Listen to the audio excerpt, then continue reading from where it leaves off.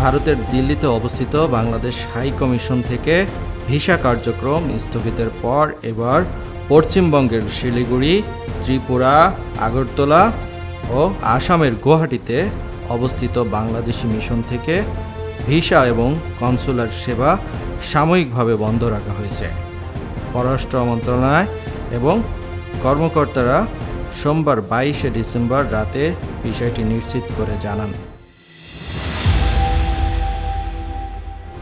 নিরাপত্তাজনিত কারণে দিল্লির পাশাপাশি শিলিগুড়ি, আগরতলা ও গুয়াহাটির সহকারী কমিশনের ভিসা এবং কনসুলার কার্যক্রম স্থগিত করা হয়েছে।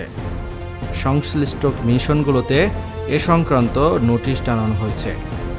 এর আগে সোমবার পশ্চিমবঙ্গের শিলিগুড়িতে বাংলাদেশ ভিসা আবেদন কেন্দ্রে বিক্ষোভ ও ভাঙচুর চালায় চরমপন্থী হিন্দুত্ববাদীরা। বিক্ষোভের সময় বাংলাদেশের পতাকা সম্বলিত সাইনবোর্ডে আগুন দেওয়া হয় এবং ভিসা কেন্দ্র বন্ধ রাখার হুমকি দেওয়া হয়। পরিস্থিতির অবনতি ও নিরাপত্তা ঝুঁকির কথা বিবেচনায় নিয়ে ভিসা কেন্দ্রটি কার্যক্রম সাময়িকভাবে বন্ধ করে দেওয়া হয়। উল্লেখ্য, এই ধরনের অনাকাঙ্ক্ষিত পরিস্থিতির কারণে এর আগে দিল্লিতে অবস্থিত বাংলাদেশ হাই কমিশন থেকেও ভিসা কার্যক্রম স্থগিত করা হয়।